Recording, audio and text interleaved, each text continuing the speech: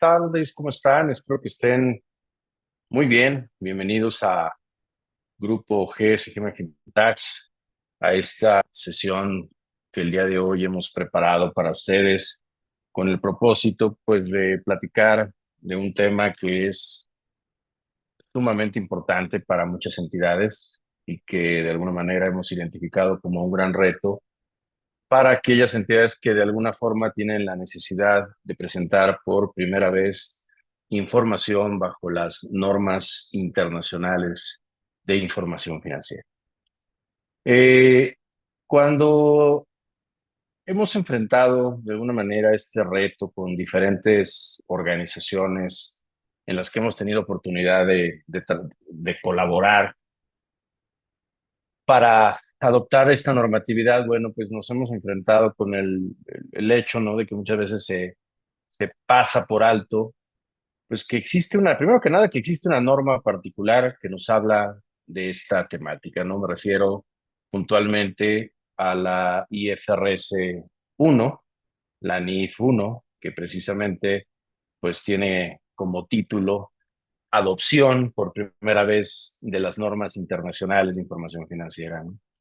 Esta norma, como se plantea específicamente dentro de la misma, pues tiene como propósito garantizar, bueno, no garantizar, ¿verdad? Es asegurar, mejor dicho, que los estados financieros que una entidad presente por primera vez bajo las normas internacionales de información financiera estén preparados conforme a las normas de evaluación, presentación y revelación relativas, ¿no? De tal manera que en el proceso que involucra la preparación y la presentación de esta información, pues se consideren pues todo lo necesario, dice la propia norma, para que, primero que nada, pues, la información sea lo más transparente posible para los diferentes interesados en la información. Y obviamente, para lograr esa transparencia, y si tomamos en cuenta que la información financiera debe ser presentada de forma comparativa, pues tengo que garantizar que todos los periodos que esté presentando de forma comparativa, pues cumplen con estas normas internacionales, ¿no? Evidentemente, hay otro elemento que es muy importante y que es el hecho de que la entidad, al momento de que decida adoptar por primera vez las IFRS, las NIF, pues lo que busca es que sea el punto de partida para de ahí en adelante mantener las reglas de registro sobre esta base. Y por otro lado, evidentemente, algo que también se ha buscado es que en este proceso de conversión, lo más importante sea, en principio, identificar o eliminar las diferencias normativas que puedan existir entre la norma local y precisamente las normas internacionales de información financiera. Y esto, bajo esta premisa, ¿no? Evidentemente puede haber grandes o pocas diferencias, pero buscando en cierto modo que este proceso genere el menor costo posible, ¿no?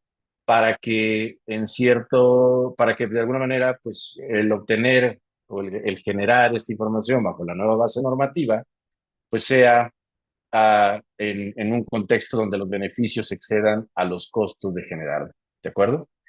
Entonces, y en este sentido hay pues temas que en algún momento se han manejado, por ejemplo, por ahí digo, obviamente es una norma muy amplia, ahorita me voy a enfocar como a puntos generales, pero, por ejemplo, en algún punto de las normas, ¿no? Pues una de las grandes inquietudes que surge en empresas o cuando la conversión se hace en empresas que pues ya tienen muchos años de operación y que esos muchos años abarcan periodos anteriores al 2008, por ejemplo, que particularmente qué sucedió en el 2008, si usted recuerda, en el caso de México, pues fue en 2008 cuando se suspende el reconocimiento de los efectos de la inflación en la información financiera, porque se habla pues de una nueva NIF de 10 y si hablamos de empresas que vienen de periodos previos a ese ejercicio, pues si siguieron plenamente las normas de información financiera, o lo que en su momento fueron los principios de contabilidad generalmente aceptados,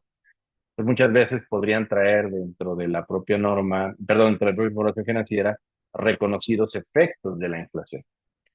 Entonces, al momento de que se hacen procesos de conversión, pues uno de las grandes inquietudes, sobre todo cuando traemos partidas del capital que pueden traer efectos de reexpresión reconocidos ahí en su estado financiero, pues uno de los temas que salió a colación es, oye, tengo que regresarme porque finalmente, bajo la norma internacional, la NIC 29 pues nos habla solo de reconocer efectos de hiperinflación, no efectos de inflación, ¿no? Que básicamente, pues recordemos que tiene que ver un concepto de hiperinflación cuando la inflación acumulada en los últimos 3 años exceda de un 100%, ¿no? Cuando en México pues es el 26%, ¿no? Entonces, eso hacía que muchas empresas tuvieran que hacer pues una serie de cálculos. Entonces, la IFRS uno plantea por ahí una posibilidad, ¿no? Encaminada a esto, ¿no? De que el costo de implementar no exceda los beneficios y dice, oye, bueno, pues de alguna manera tú traes reconocida una reexpresión a cierta fecha o al proceso de conversión, el momento de conversión, no la quites, ¿sí? Más bien considérala como tu costo histórico a esa fecha y a partir de ahí, pues aplica ya las normas internacionales, ¿no? Entonces, de alguna forma, pues es algo, uno de estos ejemplos que las normas plantean, así como ello hay muchas excepciones que la norma te permite justamente para alcanzar pues, esta posibilidad, reitero, de que el costo no sea superior a los beneficios que genera. ¿De acuerdo? En ese orden de ideas, también algo que quiero puntualizar para estar en sintonía con lo que estamos comentando, es que, y es un poco a lo que me voy a enfocar, ¿no? Pues es que esta norma como tal, pues dice, oye, vas a aplicar esta IFRS 1 a los primeros estados financieros que prepares conforme a las IFRS y desde luego también en los informes financieros intermedios que presentes conforme a la NIC 34, relativos, pues dice por ahí, al periodo que se haya cubierto, ¿no? En el primer ejercicio en el que yo esté implementando las IFRS. Pero quiero quedarme con un primer tema, ¿no? Cuando habla de los primeros estados financieros conforme a IFRS, hay que identificar que la norma plantea el hecho de que tú vas a tener que identificar de alguna manera tres fechas que son claves para estos efectos. Y que todo tiene que ver con el balance de apertura, que finalmente es de donde surgen pues muchos de los puntos que la norma va a tener en consideración. Y bueno, y en ese sentido, por ejemplo, vamos a plantear y vamos a tomar como punto de referencia para una situación práctica, pues que la entidad tuviera como fecha meta de transición justamente el año 2024. Eh, Bajo esa premisa, dice, oye, bueno, ¿cuáles son los primeros estados financieros que va a presentar conforme a IFRS? Muchos podrían decir, bueno, pues son los de 2024, pero la verdad es que no es así. ¿Por qué? Porque como sabemos, los estados financieros que yo presente para garantizar que estoy cumpliendo con la utilidad de la información financiera, debo de presentar estados financieros comparativos, ¿no? Cuando menos con el ejercicio inmediato anterior, ¿sale? Y en este sentido, la norma dice, bueno, si tú estableces tu ejercicio meta como el 2024, vas a tener un ejercicio comparativo obligado, ¿no? Que en este caso, pues será, como lo vemos aquí, el 2023. Entonces, de alguna manera dice, bueno, tienes tu fecha de transición a las IFRS, que es muy importante. ¿Por qué? Porque precisamente lo que debes de tomar como referencia es que las normas contables que debes tener en consideración para efectos de la transición a IFRS, pues son las del balance de apertura, ¿sale? Y entonces, esto significa que yo voy a tener que presentar o tomar en cuenta, mejor dicho, si mi ejercicio meta 2024, pues tendré que tomar en cuenta las IFRS que estén vigentes al 31 de diciembre del 2024 y voy a presentar el estado financiero comparativo, que será el del 31 de diciembre de 2023, ¿vale? Pero eso considerando las normas vigentes al 31 de diciembre de 2024, o sea, las fechas y las operaciones que la entidad haya tenido al 31 de diciembre de 2023, pero los saldos, desde luego, pero tomar en cuenta las normas vigentes en la fecha de transición, en este caso 2024. Y de igual manera, algo que nos pide la norma dice, bueno, además de que debes de tener tu estado financiero comparativo, ¿no? Vas a tener tu estado financiero a la, de apertura, déjenme decirlo así, ¿no? Pues vas a tener que tomar en cuenta que una fecha del balance de apertura, que en este caso es la fecha de inicio del periodo que esté presentando comparativo más antiguo. ¿Qué significa esto? Bueno, que si estoy tomando en consideración que mi estado, mi reporte financiero comparativo es, mi ejercicio comparativo es contra 2023, o sea, es 2024 contra 2023, mi balance de apertura será el del 1 de enero de 2023, que es el primer día del ejercicio presentado de forma comparativa. Si yo por alguna razón estuviera presentando dos ejercicios comparativos, en este caso sería mi 2024 comparado contra 2023 y contra 2022, entonces mi balance de apertura sería el 1 de enero de 2022. ¿De acuerdo? O sea, en otras palabras, la fecha de balance de apertura será el primer día del ejercicio comparativo más antiguo que esté preparando conforme a normas internacionales. En este sentido, ¿por qué es importante? Bueno, porque algo que ustedes deben tomar siempre en consideración es que el ejercicio o el balance de apertura, mejor dicho, es en donde van a quedar alojados todos los efectos que deriven del proceso de conversión, ¿vale? Y entonces, ¿qué significa eso? Oye, si por alguna razón, a partir de la conversión, surgen activos o pasivos que no traías bajo la norma local, sea la que fuere, ¿no? Bueno, pues entonces ahora vas a reconocerlos bajo IFRS, pues precisamente tendrás que hacer el reconocimiento de esos efectos donde en el balance de apertura, es decir, el del 1 de enero de 2023 o lo que es lo mismo, en este caso, 31 de diciembre de 2022. ¿Sale? Por ejemplo, oye, al revés, ¿no? También si en algún momento de que crees que así como reconociste cosas que en la norma local no traías, puede ser que también tú traigas ciertos activos y pasivos que bajo la norma internacional no te permite reconocerlos te obliga a reconocerlos de una forma diferente. También esos efectos derivados de la conversión deberán quedar alojados en tu balance de apertura, que ya lo dije, para este ejemplo sería 1 de 2023 o lo que es lo mismo para efectos prácticos del 31 de diciembre del 2022, ¿no? Ese es un punto muy importante.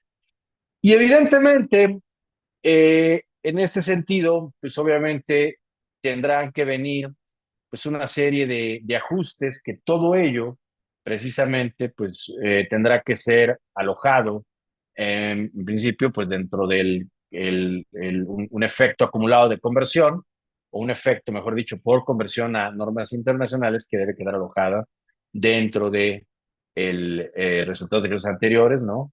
¿Dentro de cuándo? Pues precisamente ese balance de apertura. ¿Y por qué es esto? Bueno, porque lo que se busca es que cuando tú ya presentes tu estado financiero comparativo, hablando del 2024 contra el 2023, pues ya estés presentando cifras, ¿no? Que han sido preparadas plenamente bajo normas internacionales de información financiera y que ya solamente traerán los efectos propios del periodo correspondiente, entiéndase 2024 y 2023. Oye, que cualquier efecto que haya derivado de la conversión, pues ya haya sido alojado en este balance de apertura. Y entonces tu comparación, esa comparabilidad de la información financiera, sea en todo momento plena y justo, bueno, pues tengas la posibilidad de entender muy claramente la evolución de la entidad en términos de la normatividad internacional. ¿De acuerdo? Entonces, bueno, espero haber sido más o menos claro con esto que les acabo de comentar. Entonces, bueno, como ya lo señalé, pues al final todos los efectos que la norma nos dice, oye, para efectos de políticas contables, pues debes determinar, debes de considerar que son las que el ejercicio meta estén vigentes y obviamente puede haber inclusive la posibilidad, bajo ciertas excepciones, de que sea de una aplicación anticipada de las normas internacionales, ¿no? Ahora, en este mismo orden de ideas, ¿no? Algo que quiero también resaltar, pues es ciertas consideraciones para el balance de apertura y para los primeros estados financieros. Muy rápidamente, repito, esta norma es muy amplia, es una norma que además tiene que ser entendida en términos tanto del marco conceptual como de normas particulares que te hablan pues, de reglas de evaluación muy particulares, ¿no? Pero bueno, haciendo de manera muy general, lo primero es entender que para el balance de apertura, pues dentro de las cosas que nos dice, oye, número uno, debes reconocer solo aquellos activos y pasivos que están requeridos bajo las IFRS, lo que ya comenté. Debo de alguna manera reconocer o reclasificar en cierto modo partidas que hayan venido reconociéndose bajo la norma local, ¿no? Y obviamente, pues las debo de llevar a la estructura que conforme a IFRS se definan en el activo, en el pasivo o en su caso en el capital contable, ¿no? Y por otro lado también debe haber una evaluación plena con base en IFRS, ¿no? Antes era un tema muy impactante por esto del fair value, del valor razonable, pero bueno, pues ya en México tenemos también la norma que habla del tema, entonces prácticamente ya eso, y como ustedes saben, el CINIP ha venido trabajando de manera muy activa en que las diferencias que prevalezcan pues sean diferencias verdaderamente de fondo en su mayoría y que justifiquen de alguna manera su permanencia, dado que, de acuerdo al CINIP, puedan contravenir pues, los objetivos de la información o el marco conceptual de la información financiera mexicana, ¿no? Entonces, digo, hago esta consideración porque en principio pues ya las diferencias, digo, al final esto es un tema muy casuístico, el hablar de diferencias generalizadas, incluso muchas veces me dicen, oye, algún libro que me recomiendes de diferencias, bueno, pues hay varios que se han escrito, pero la realidad es que si bien es cierto, nos ayudan a entender, es más, las propias NIF en sus párrafos introductorios te hablan de cuáles son las diferencias que prevalecen una vez que ha sido adoptada la normatividad, o más dicho, que ha sido sí, adoptada la norma internacional en la norma mexicana. Bueno, la realidad es que depende mucho de las situaciones particulares de cada empresa. Entonces, en ese sentido, la norma mexicana pues cada vez tiene menos diferencias con la internacional y por ello el proceso de conversión tendrá que ser todavía un poco más transparente. Pero bueno, ahora, como ya lo comentaba, ¿no? Al final el otro gran elemento es, oye, ¿qué hago con todos esos ajustes? ¿En dónde los voy a registrar? Como ya lo comenté, se va a ir contra los resultados acumulados o bien en alguna otra categoría dentro del patrimonio que finalmente me permitan, ¿no? Que quede alojado todo, ¿dónde? En mi balance de apertura, ¿vale?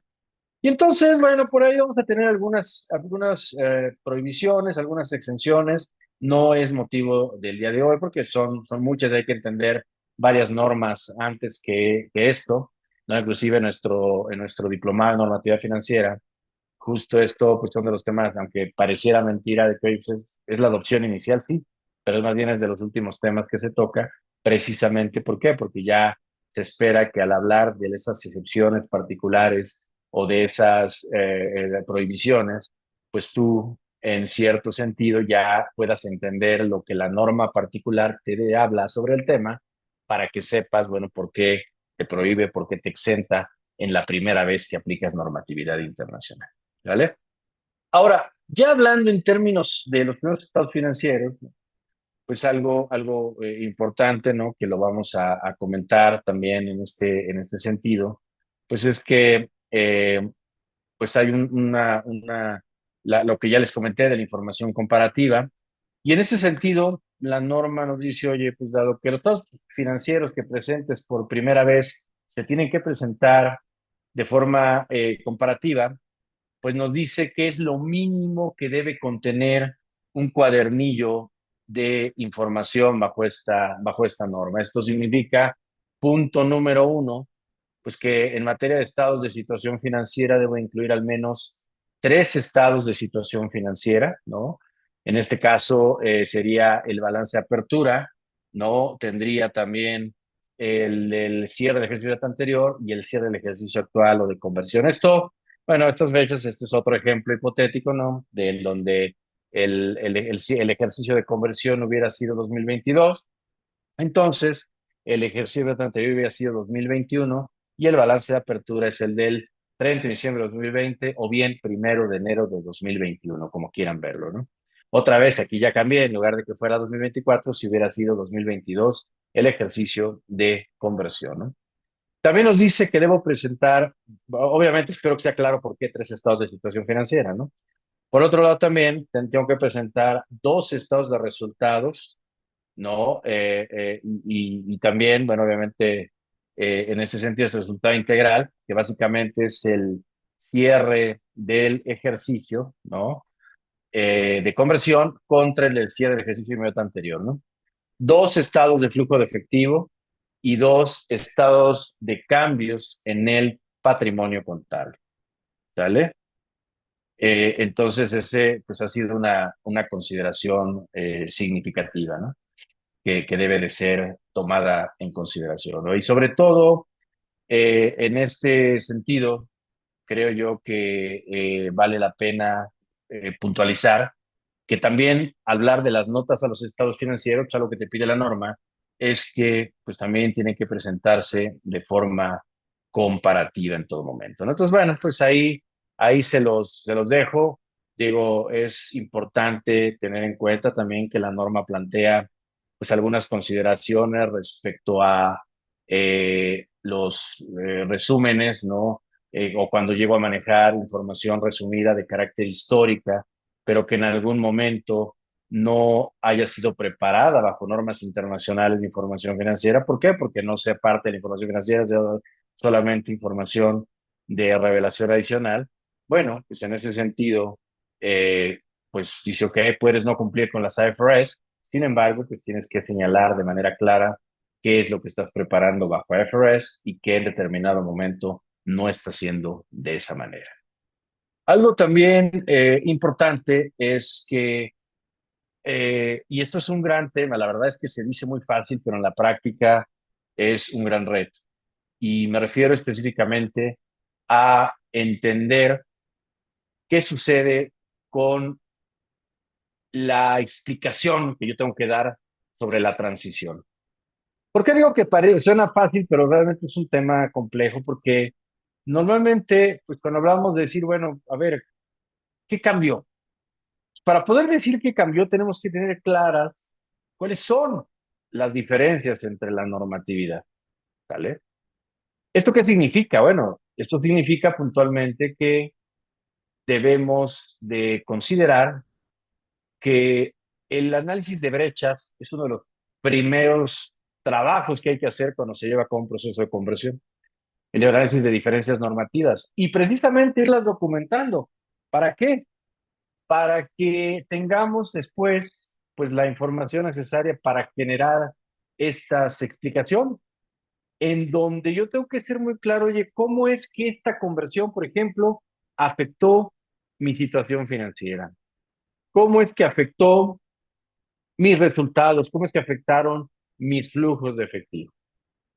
Y en este sentido, eh, hay conceptos que son de índole cualitativo.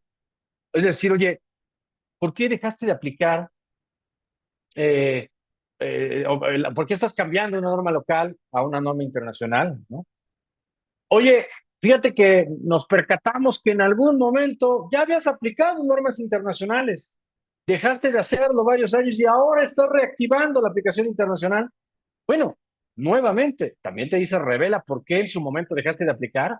y por qué ahora está reanudando la aplicación de la misma, ¿no? Y puede ser desde temas de que, oye, pues en algún momento la empresa fue una empresa pública, oye, en algún momento a lo mejor la empresa fue una empresa que tuvo inversión extranjera, después ya no, y el costo de hacer la información, de preparar la información para la empresa resultaba importante y decidieron no hacerlo. Bueno, pues al final del camino creo que es un tema importante, ¿no? Entonces, en ese sentido, eh, lo que nos dice la propia norma, pues es simplemente es generar información, explicación y sobre todo, y esta es la parte también muy importante, conciliar. Es decir, entender cómo es que, por ejemplo, el capital contable, porque es una realidad, algo que vamos a ver es que los saldos del patrimonio, los saldos del capital contable, pues van a tener una variación al momento de pasar de una norma local a una norma internacional. Entonces, bueno, hay que conciliar. O sea, ¿por qué cambió? Ah, bueno, pues es que, ¿qué crees? Que acá traías la expresión, luego acá ya no. No eliminamos la expresión, pero ya en los ejercicios frecuentes ya no traes efectos de la expresión. Oye, en México tampoco, bueno, por México no, pero ¿qué crees? Que estás cambiando una empresa argentina que sí traía efectos de reconocimiento de inflación bajo ciertas condiciones y habrá que ver si eso trae algún impacto bajo IFRS o no. El tener de alguna forma consideraciones importantes en el sentido, sobre todo, de cuáles en determinado momento los impactos en el resultado integral. Recordemos, perdón, que al hablar del resultado integral también traemos implícito el tema de las famosas partidas integrales. Algunas de esas partidas integrales, hoy ya son menos, pues solo surgen bajo una u otra norma. Y el hecho de que yo revele el por qué están surgiendo, pues es importante porque al final una partida integral, recordemos, es una partida que en principio está, desde el punto de vista de resultados, está devengada, pero aún no se cumplen las condiciones para poderse considerar como realizada en términos de resultados. Y entonces, pues obviamente esto trae un impacto, desde luego, a nivel del balance y a nivel del estado de resultados integral, desde luego, ¿no? Entonces, y bueno, ya hay temas muy particulares, temas asociados al reconocimiento de deterioro. Oye, el hecho de que yo haya considerado valores, es un poco lo que les decía, oye, el valor razonable, cuando yo hubiera tenido, por ejemplo, estados financieros reexpresados, ¿vale? Y que en algún momento, pues ya en lugar de quitar la reexpresión, ¿vale? Pues utilizo el costo atribuido, es decir, el costo ya con la reexpresión hasta el momento en que en México dejó de aplicarse, como tu costo histórico para normas internacionales, y a partir de ahí empezar a utilizar ya las políticas, ya sea de seguir manejando un costo histórico o si de manejar la revaluación que te permite la normatividad particular, ¿no? Entonces, como podemos ver, ¿no? En este sentido, eh, tal vez de los últimos temas que muchas veces queda en consideración, pues es qué sucede con la información financiera intermedia, ¿no? Y en este sentido, pues obviamente, eh, algo que te dice la norma es, bueno, si presentas un informe financiero, un reporte financiero intermedio, de acuerdo con la NIC 34, pues, ¿qué sucede? Vas a tener un periodo cubierto que está presentado bajo norma local, otro que estará presentado bajo normas internacionales, entonces obviamente, pues no puedes hablar de esa combinación de normas. Entonces, pues tienes que, otra vez, hacer la conversión por los periodos, los ejercicios que ya estás presentando intermedios, pero también algo que te pide la norma es no se te olvide revelar. No se te olvide explicar, conciliar el cambio en el patrimonio, conciliar los cambios en el resultado integral por ese periodo intermedio, ¿no? Y entonces, pues obviamente involucra un trabajo, que desde luego es un trabajo adicional, porque estamos en un ejercicio de conversión, en donde por un lado tendré que seguir aplicando la normatividad local y por otro lado tendré que estar aplicando la norma internacional en este proceso de conversión, más lo que involucra precisamente pues la preparación o la reformulación de información financiera bajo normas internacionales, ¿no? De periodos comparativos, ¿no? Entonces, Sí, sin duda, pues esto para las organizaciones, repito, es un gran reto, ¿no? El hablar sobre todo de un proceso de conversión, repito, pues involucra desde luego diferentes retos, ¿no? ¿Qué sucede, por ejemplo? Bueno, pues, desde luego el primer reto, pues es el reto de entender la norma, de conocer la norma, de capacitarse en la norma, ¿no? Porque finalmente, para poder yo identificar las brechas normativas que existen en mis políticas contables bajo una u otra norma, pues necesito entender por qué se origina, ¿no? Entonces entiendo la norma, ¿no? Y en ese sentido, ¿qué sucede, no? Pues obviamente hay una consideración importante que tiene que ver, por ejemplo, con el hecho de entender que las normas al final son normas basadas también en principios, ¿no? Son normas que deben ser aplicadas utilizando el juicio profesional y sobre todo entender que desde el ámbito, digamos, de implementación, este hecho de tener que presentar información financiera comparativa, pues muchas veces para las organizaciones representa un verdadero reto el tener que reformular con la información de estados financieros de ejercicios pasados, ¿no?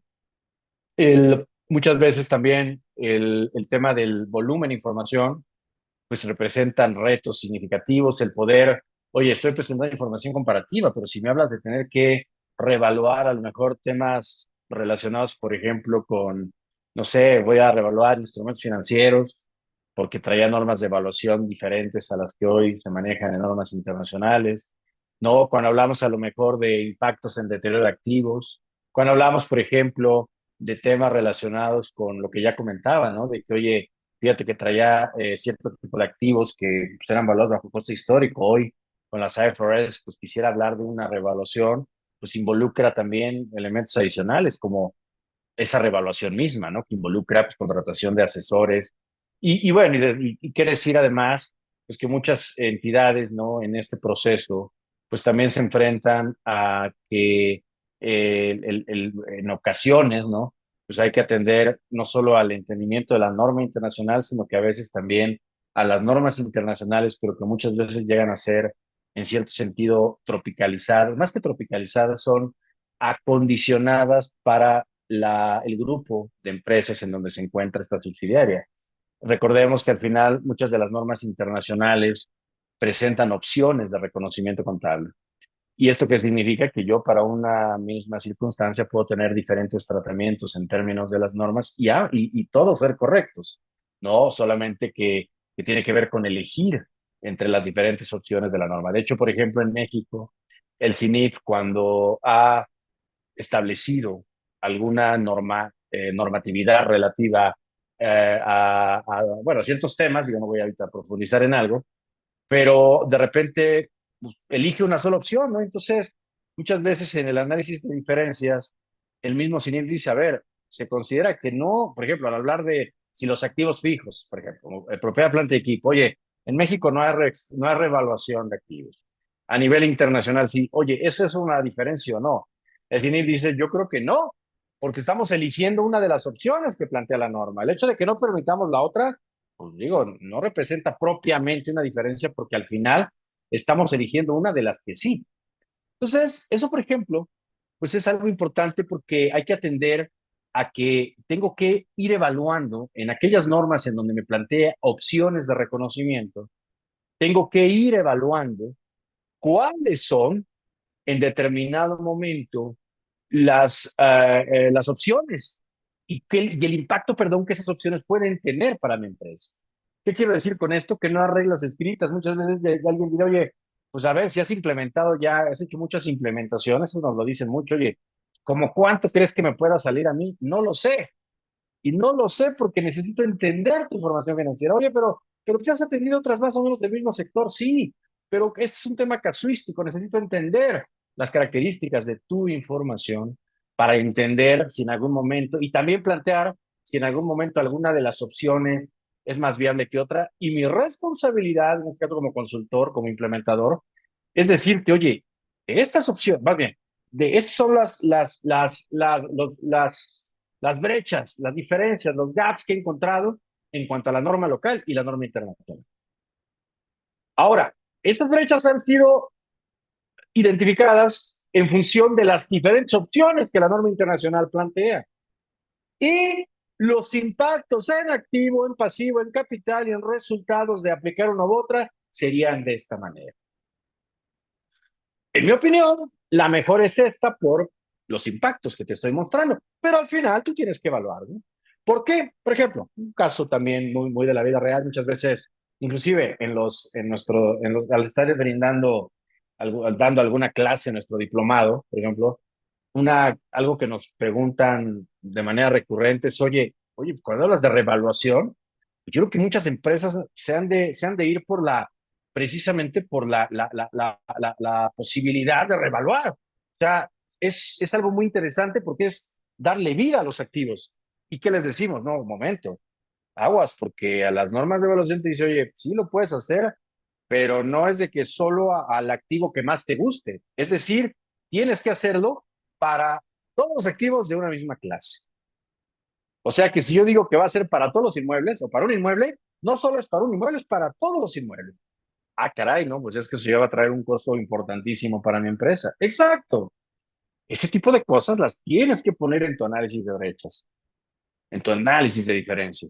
¿Por qué? Porque al final, ok, tienes la opción de dejarlo como costo histórico y te quitas de broncas, pero hay un costo-beneficio, ¿no? Entonces, a lo mejor para ti el hecho de tener tus activos a costos actuales, a costos revaluados, es mucho mejor. En conclusión, lo que podemos ver es que hay pues una serie de retos, ¿no? Que finalmente las organizaciones deben tener siempre contempladas, deben tener siempre analizadas. Y como ya lo dije, no hay una regla escrita, o sea, las reglas son las más o menos resumidas como lo acabo de hacer ahora, pero la realidad es que no hay, al hablar de, oye, ¿cuál sería propiamente las principales diferencias? Digo, eso pues, hasta un libro te lo puede dar, pero repito, hay que entender de manera muy importante cuáles las características de la entidad y justamente aplicar el o la evaluación, ¿no? Perdón, aplicar el juicio profesional que involucra conocer a la entidad, conocer la norma, y en este caso conocer ambas normas, y desde luego conocer al, el entorno en el cual está la norma estructurada, ¿no? ¿Sale? Entonces, bueno, creo que hay temas pues muy importantes que deben ser analizados. El objetivo, como ya lo decía hace un rato de nuestra sesión el día de hoy, pues es un poco sensibilizarlos de estas situaciones, de estos impactos, y sobre todo que ustedes en un ámbito de implementación, primero, pues sepan que hay que estar capacitados en el tema, hay que estar sobre todo en una constante actualización. Algo que nos ha tocado vivir en el proceso de implementación es que muchas veces de alguna manera, los preparadores se pierden de vista que en el inter de la conversión puede haber cambios en la normatividad que traigan impactos, ¿no? Entonces, a veces hay que estar ajustando sobre la marcha. A veces los cambios son más relevantes que otros. Habrá algunos cambios que precisamente la FRS no diga, no te preocupes, no pasa nada, estás exento de aplicar por el proceso, porque estás en un proceso de adopción inicial, ¿no? Pero no siempre es así, ¿no? Entonces creo y quiero, pues en este sentido, enfatizar que la importancia de una actualización constante es fundamental. La importancia de entender y conocer la entidad es fundamental, pero sobre todo el poder entender esto en términos del entorno en el que se mueve la entidad será siempre fundamental. Quisiera dejar estos últimos minutos, tiempo, ¿no? Para que ustedes puedan, pues, reforzar de alguna manera, más que reforzar, discúlpenme, entender o terminar de entender esto que acabamos de comentar y desde luego el que puedan plantearme pues dudas a través del chat si es que hubiera, sobre todo pues encaminado a ampliarlas, ¿no? ¿Verdad?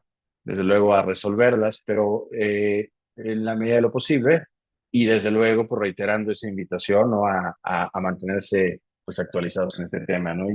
Y recordarles, tenemos pues nuestros próximos diplomados, no son diplomados que además tenemos en conjunto con la Universidad Anáhuac, nos encantaría el tenerlos en alguno de ellos, precisamente pues el de normatividad financiera, un programa sumamente amplio, 84 horas, pero donde se analiza plenamente pues, cada una de las normas locales, internacionales y US GAAP, ¿no? En ese sentido, ¿no? Entonces, bueno, ese es uno de los temas importantes, ¿no? ¿Sale? Y bueno, aquí me están preguntando, ¿no? Dicen, oye, ¿el valor razonable es considerado como valor de mercado? Bueno, a ver, aquí algo importante, ¿no? A ver, hay una frase que decimos mucho, a ver, el valor de mercado puede ser el valor razonable, pero no necesariamente el valor razonable ser el valor de mercado, ¿no? ¿Sale? O sea, aquí, de acuerdo con la propia normatividad, pues debemos recordar que el concepto de valor razonable pues, está circunscrito, ¿no? A entender que las disposiciones, o más bien dicho, que la evaluación, pues es atender a un valor justo, en donde yo puedo tener, pues, desde luego, un valor de mercado, pero muchas veces puede ser que no tenga un valor de mercado de un activo en lo particular.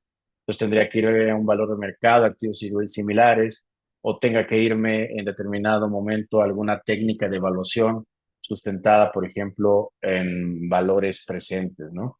Y entonces, en ese sentido, pues digo, por ejemplo, ¿no? Al final, la evaluación razonable, como lo hemos comentado, pues tiene que ver de manera puntual con este entendimiento, con esta consideración, sobre todo de cuál es la intención de esa evaluación. O sea, la verdad es que hay varios elementos que a nivel internacional están establecidos dentro de la IFRS 13 y que otra vez, pues tiene que ver mucho a veces con la propia definición del valor razonable, ¿no?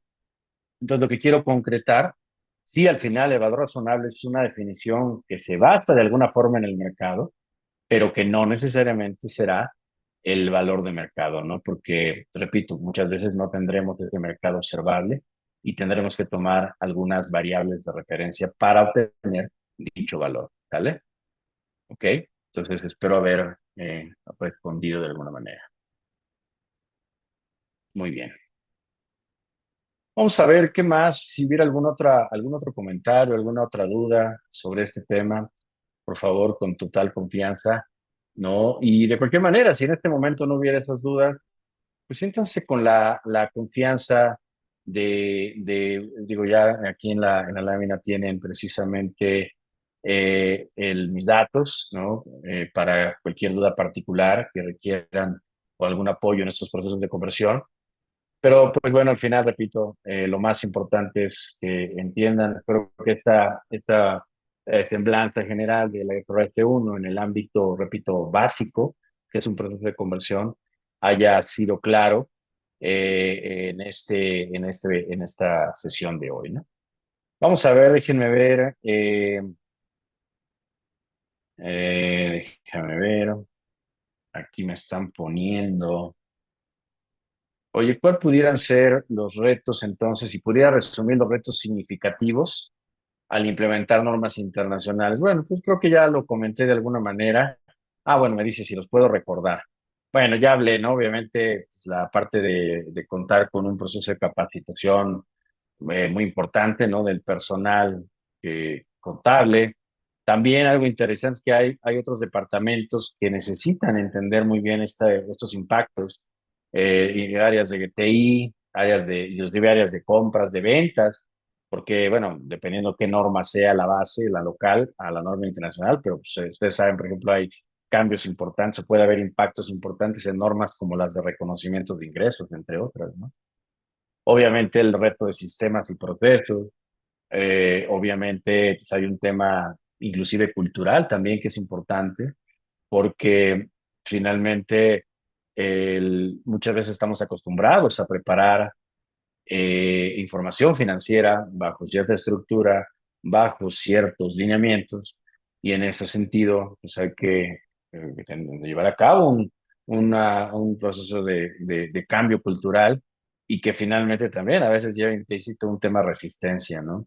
Evidentemente, el conocer los impactos en los estados financieros creo que es otro gran reto, porque a veces inclusive hay que saberlo, bueno, hay que saberlo explicar, pero como dicen, para poder explicar algo que creen, pues tienen que conocerlo y entenderlo perfectamente. Entonces, el poder entender esas revisiones, esos ajustes, será clave. Por eso esta explicación de, oye, ¿cómo cambia un balance respecto a otro? Es decir, un balance bajo una norma respecto a la otra, cómo se movió el capital contable. Esas conciliaciones son claves para poder explicar, sobre todo muchas veces un consejo, ¿no? Que puede estar acostumbrado a ver información bajo una norma y respecto a la otra, ¿no? Y desde luego, pues obviamente, digo, si hubiera impactos de regulación, que en este caso, pues, por ejemplo, una empresa que en algún momento decidiera ser o convertirse en una empresa pública, pues evidentemente, pues ya por el hecho de ser pública tiene que adoptar regulación internacional y en ese sentido, pues además hay un tema de cumplimiento que es ya obligatorio, ¿no? Entonces ya entras a otro nivel de supervisión y desde luego de seguimiento y de validación. Entonces, bueno, eso sería un poco a nivel de resumen. Gracias por esa pregunta que nos hicieron por acá en las redes, ¿no? Y bueno, no sé si hubiera alguna otra pregunta, comentario, inquietud, sugerencia hasta aquí, algo que quisieran agregar antes de cerrar por el día de hoy nuestra sesión. Vamos a ver.